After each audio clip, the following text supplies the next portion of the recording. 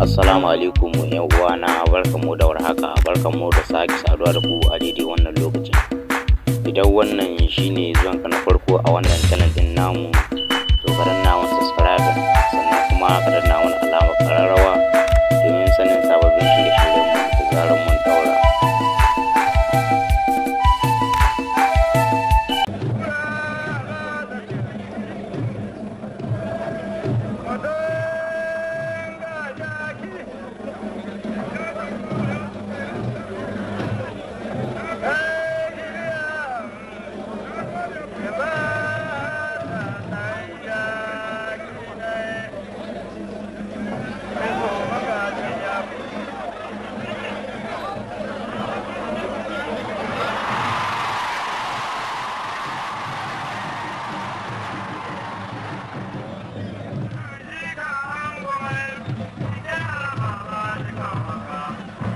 De constitution robuste, de taille moyenne, il a toujours semé la terreur chez ses adversaires, tant sa force, son expérience et sa technicité sont redoutables.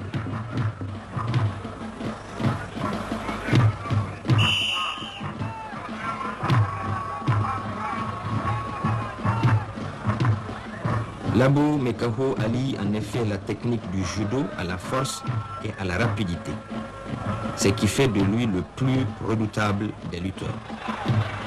Il compte à son palmarès une finale malheureuse à Agadez en 1989, puis le sacre à Tawa en 1992 et la Coupe du Président de la République en 1993.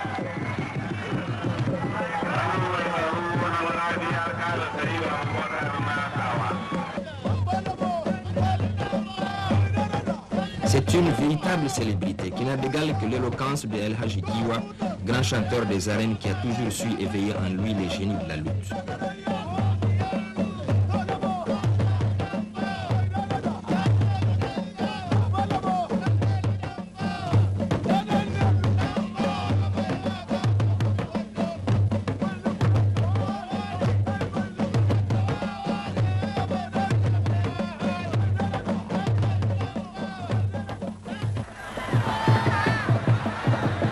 Lors des éliminatoires pour la conquête du titre, et jamais de mémoire des sportifs, un championnat national n'a été aussi imprévisible.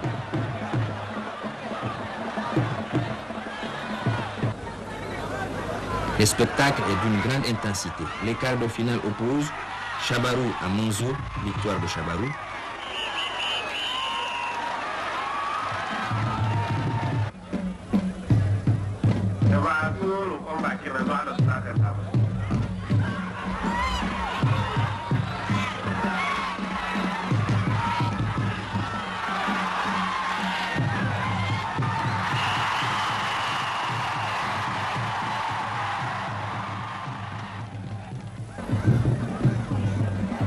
Bala à Idiguero, victoire de Bala.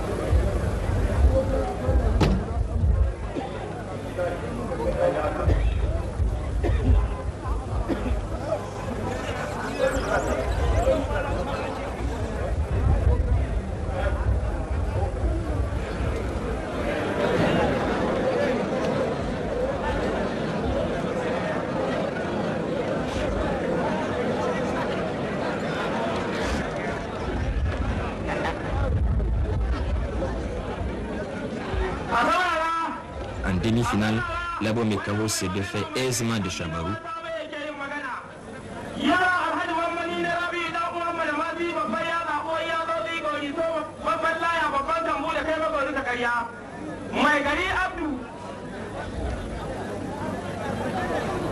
na wali dan ni kuwa gidan yana mata mai a gaya ma alhaji sagalo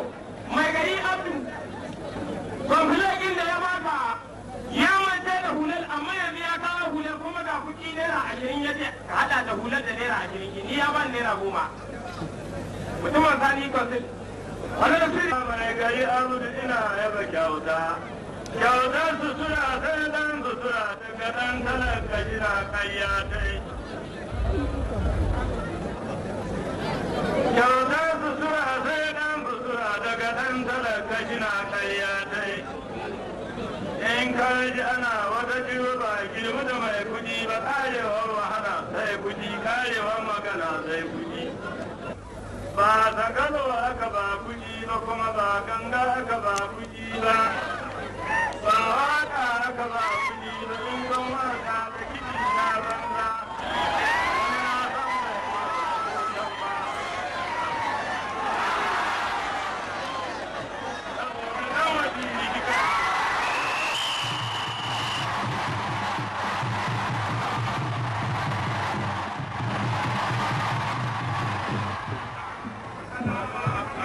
Et Bala, surnommé le pied de la mort, met à genoux le titanesque Isaka Doda après un combat spectaculaire.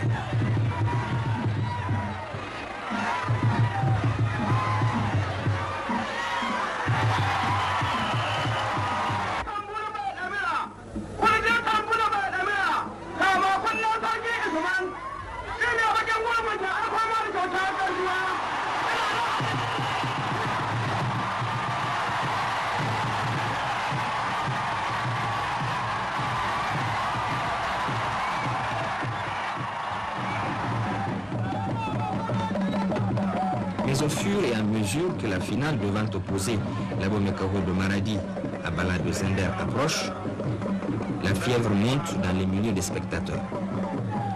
Et c'est ainsi que certains, ne voulant point se faire relater les péripéties, n'hésitent pas à faire le déplacement jusqu'à Tawa.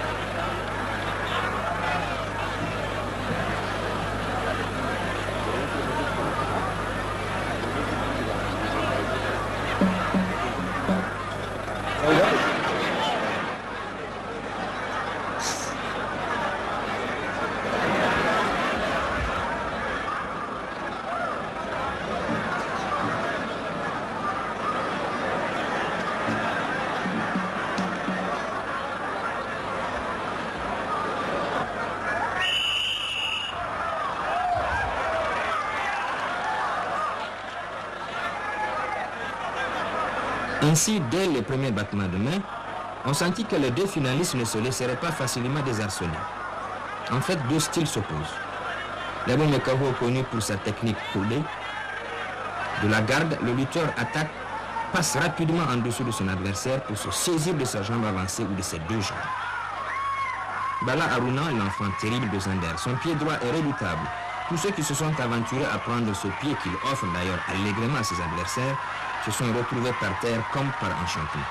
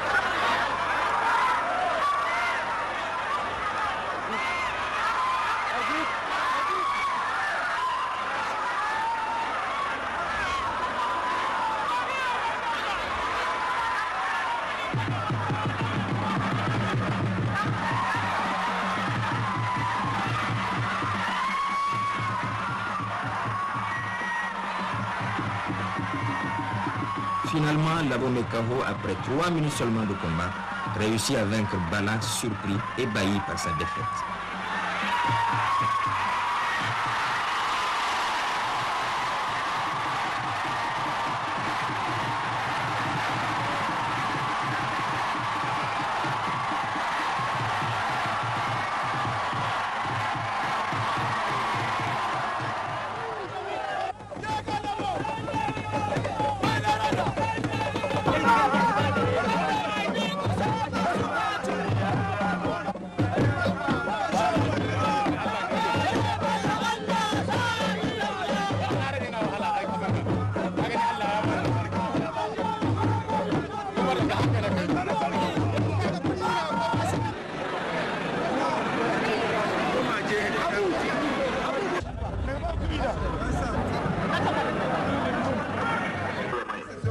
C'est au milieu d'applaudissements nourris du public ravi par cette finale mémorable que le ministre de la Jeunesse et des Sports remet le sabre, le grand boubou, le turban et le cheval, récompensant ainsi le meilleur lutteur de l'année. Pour ce sac, Labo a fait valoir sa technique, sa force et sa puissance, sa combativité et sa discipline. Voilà donc le portrait de celui qui sera pendant 1 an le porte-drapeau de la lutte traditionnelle au Niger.